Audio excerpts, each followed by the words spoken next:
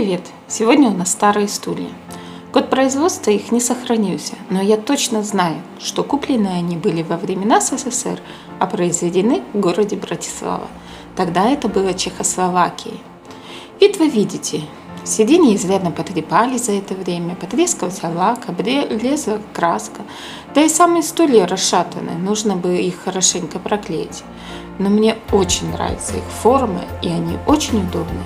Постараюсь дать им вторую жизнь.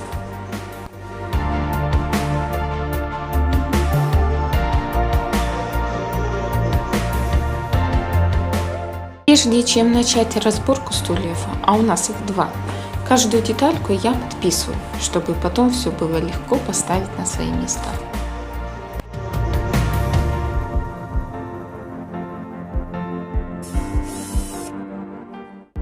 Стулья шатались, и шурупы тут на каждом стыке.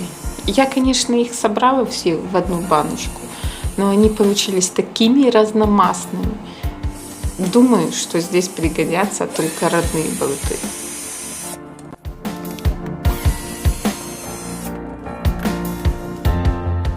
Теперь сиденье. Закреплено оно было надежно. Даже ткань прикрутили на саморезы.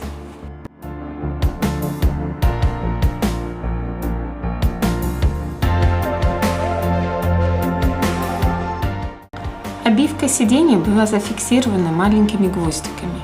Очень маленькими, не больше 5 миллиметров. Но было их там неимоверное количество. Ткани я поддеваю стамеской, а маленькие гвоздики вытягивала.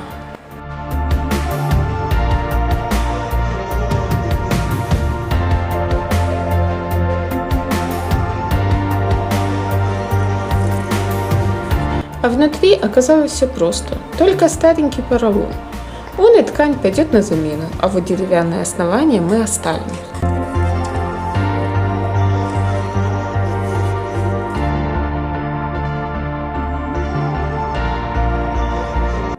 Все трещины и поврежденное дерево я проклеиваю и стягиваю струбцинами.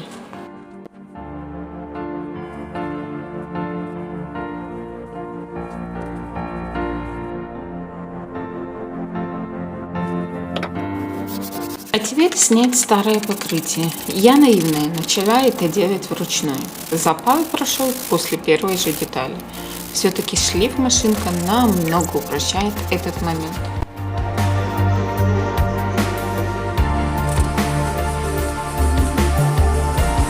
Конечно, свои сложности шлифовки округлых деталей есть. Не хотелось совсем испортить геометрию. Я приноровилась так. Одной рукой я крутила деталь, второй водила шлифмашинку. Получилось вполне равномерно. Наждачную бумагу я использовала абразивом 100 и 120.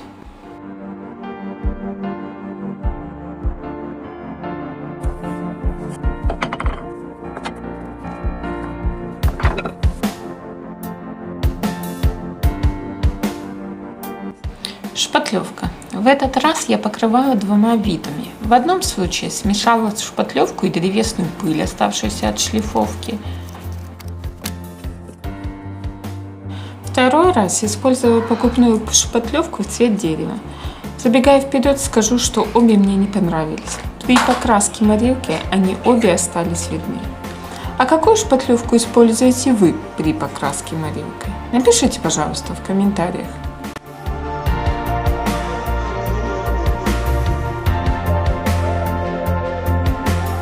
Перед покраской все детали хорошо обезжиривали растворителем.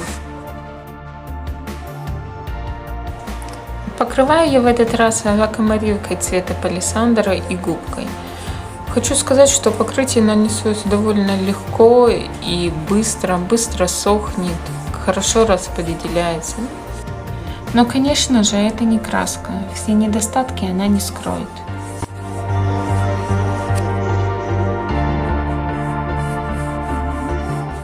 Покрываю я все детали дважды.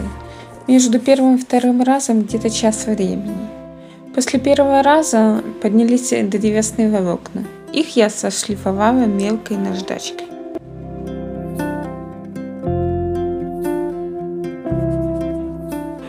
По По старым размерам, важно оставлять их после разбора сидений, вырезаем нужного размера поролон. У нас в запасах был вполне приличный. Кстати, вы узнаете ножницы? Мы их реставрировали раньше. Кто не видел, посмотрите видео. Чтобы поролон не так быстро стирался, мы добавили слой синтепона.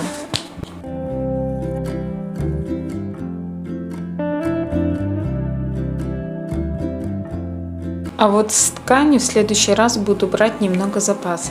Заводские размеры, конечно, прям впритык. Обшивать так совсем неудобно.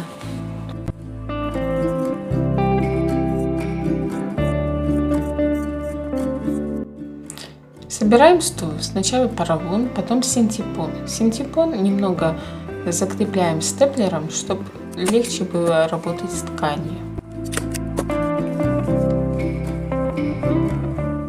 А потом фиксируем ткань. Делаем хорошую натяжку с обеих сторон, постоянно поглядывая, как там получается.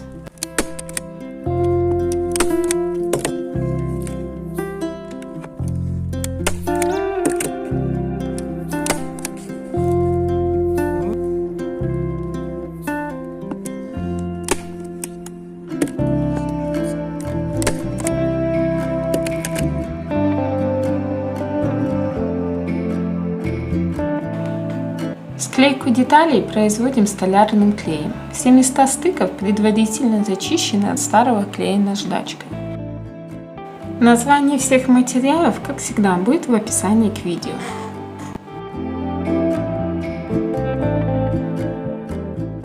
Весь лишний клей стараюсь сразу же вытирать и в конце фиксируем стул родными болтами.